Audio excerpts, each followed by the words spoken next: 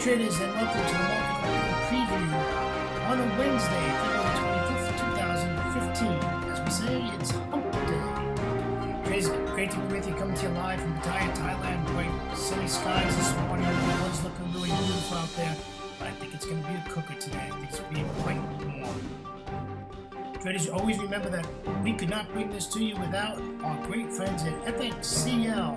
FXCL Excellence in Trading. Traders, you can always visit FXCL at fxclearing.com for your trading solutions. Traders, let me introduce myself to you. My name is William Gilday. I am your moderator through the market opening preview series every single trading day before the London Open.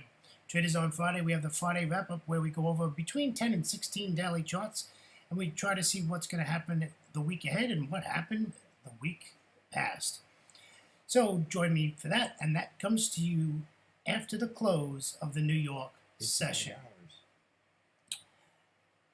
All right. Well, traders, I started trading in 2006. In 2008, I retired from a wonderful 27-year career in the public safety department out of the great state of Florida. Traders, I came to Thailand for a 3-month holiday to celebrate my 27-year career, and it's 2015. I'm still here and absolutely loving it. Trading in Asia is great. It gives me an opportunity to trade all 3 sessions. Not too much in New York, though, because it gets kind of late then. We're looking like getting close to that 11 p.m. time, and I'm one of these 5:30 in the morning people that get up, so I only do about 2 hours in New York.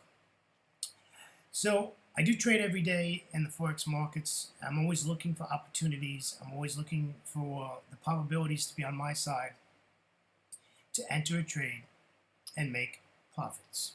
All right, let's get over to the risk disclaimer. Forex trading has a large potential rewards, but also a large potential of risk.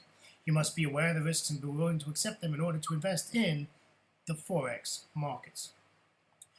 Most importantly, traders, please do not trade with money you cannot afford to lose.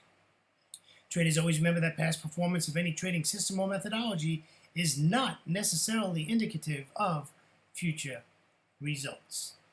All right, let's hit it. News and commentary. Let's hit the news. We have a full day today of data releases. High impact data releases. It's basically going to be crazy, like yesterday. All right, let's see. We did have China's HSBC flash manufacturing PMI came out 20 minutes ago, and it was positive, so they are in expansion. This is the first time in 3 months that they're not in contraction. 90 minutes after the London Open, we have BBA mortgage approvals out of the Great British Pound, and we have Governor Carney speaking, BOE Governor Carney. In the New York session, we have, believe it or not, good old Fed Chair Yellen is testifying. More than that, new home sales will definitely jolt the market, no doubt about that. Too late for me to listen, but ECB President Draghi speaks also in the New York session. That's about 11:30 a.m. Eastern Standard Time, and that is 11:30 p.m. Thailand time. All right, so we got a full day of data ahead of us, so keep an eye on that. Let's take a look at how the markets closed yesterday. Quite interesting, if I have to say myself. And let's head over here to markets and see what happened.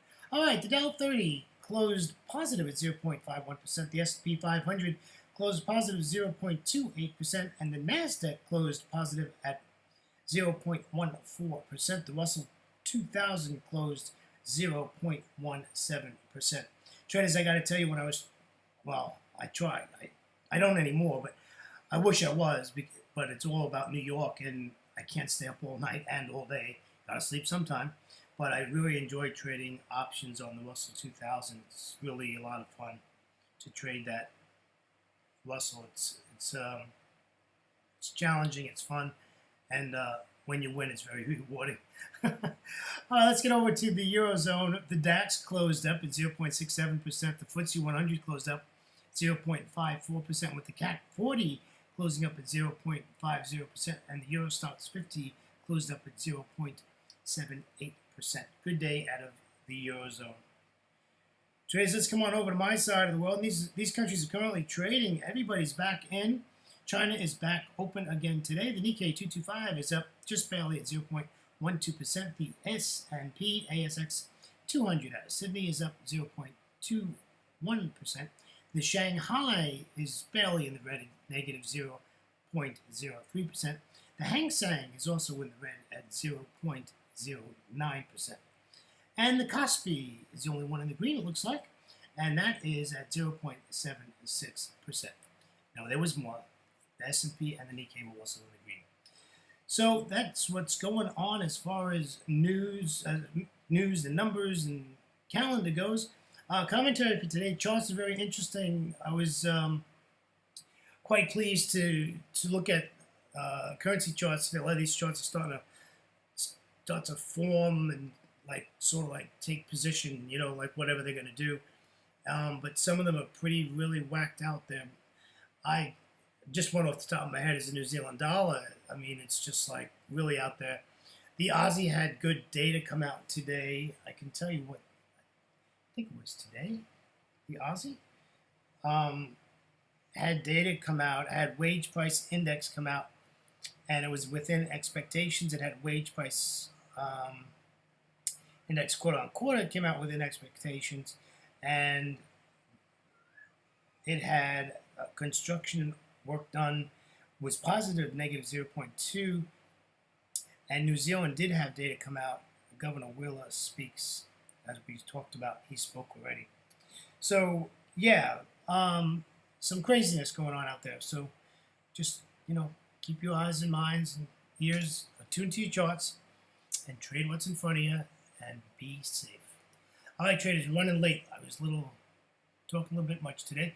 This is a 60-minute Forex charts to review. We're going to go through them a little bit quick because I'm already almost 8 minutes into this video. So let's get started. The euro dollar is bearish. Okay, the euro dollar is bearish. This craziness is from data, this big red candle, this big blue candle. You had Yellen speaking first, and then you had Draghi speaking second, and then of course this is our 5 hours between, and now we're into Asia. So, pretty crazy. All I want to do is sell this.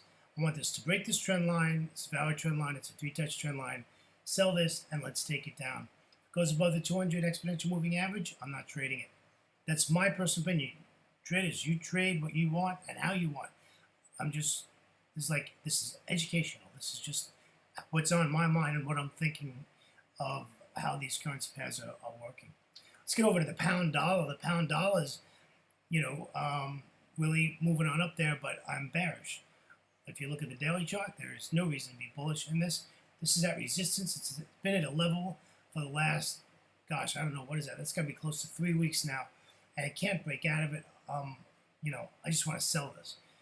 Break below that trend line, and let's take this back down to the 200 exponential moving average, which would be a great trade. However, I wouldn't say no to if it came all the way down to the 38.2 and then sold it from there to get away from that junk. That's okay. As you can see on the chart, I gave you 2 options. I gave you one for a buy option, which would be a pullback to the fib level of the 61.8 and just take it back up to resistance. And then I gave you a sell of a break of the trend line. So you have a couple of options there on the pound dollar. Aussie dollar is on the move. Data came out. China was positive, so the Aussie is still inching up a little at a time. It's broken. Look left of the chart. It's broken that resistance area. So it's broken that. Now we're going to see what's going to happen. Now I think it's going to probably come on back down in the next couple of hours. We'll see what happens. This is a great trade, though. But it's not ready yet because I just looked at it before I started this recording, and it is moving up because of the HSBC coming out of China. But I'd love to see it come back to the 618. We'll just take it back up. But I'm not bullish in the Aussie. Personally, I'm not bullish. I'd rather sell it than buy it. I do not want to buy it. But if you look left of the chart, this pair really reacts to the 200 exponential moving average, and you have to pay attention to that and keep that in mind, and respect that. So let's use it to our advantage. All right, here's a Euro Aussie. This pair seems to be working itself out. I looked at the daily chart. It's moving nicely into a downtrend now. It's still at support, but it's moving better. I guess that's a good word to say. You can see we have a little bounce here. So we need a pullback. We'd like a pullback to this 1.4486 area, which is basically at 38.2, and we'll take this back down to 44.34. So, you know, that's a nice 45, 48 pip trade if it works out. I don't know if it's going to work out. Look up to the chart where we are now, and we're at support. So hopefully this bounces up and gives us our trade.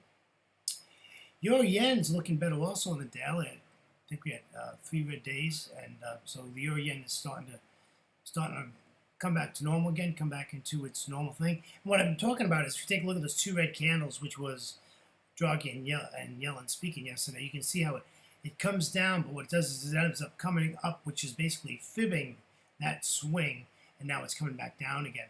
The question is it going to break that trend line support line? And if you look left of the chart, that is support. And then we want to take it short at 134.43 and take it down to 13400, which would be a nice 40 pip trade. The trick is to get this to come down, or let it go all the way back up to the 200 and give us a bearish candlestick formation, and we'll take it down back to the trend line at 134.43. I hope that was not too confusing for you, but that's what it looks like to me. And the Bollinger Bands are not an issue. They are wide open. And the last one of the day is the New Zealand dollar. Folks, what is going on with the New Zealand? Your guess is as good as mine. I put a bunch of resistance lines on here, and I just wanted to show you that if we end up where this decides to become bullish, and I'm not saying it is, it's still bearish on a daily chart, but if this decides to become bullish, if you take a look left of the chart of these resistance lines I put on there, you will see what a fight we're going to have, because at every level, it's going to fight it, okay? And as you see, we have a red candle. It's being rejected already. So my trade for today is we put a valid trend line, 3-touch trend line, and we're going to take this down at 0.7475. I did not put a take profit in there because I really don't know how this is going to work. I don't know where I'm going to get in. If you take a look at the bottom of the chart, you can see there's support there. That'd probably be a good area to get out. But yeah, also you notice I don't have a stop on there because I don't know where I'm going to get in. And I don't have a plan until it breaks that trend line, and that's going to be hours away. We're about 5 hours and 20 minutes before the London Open, so we have plenty of time for that.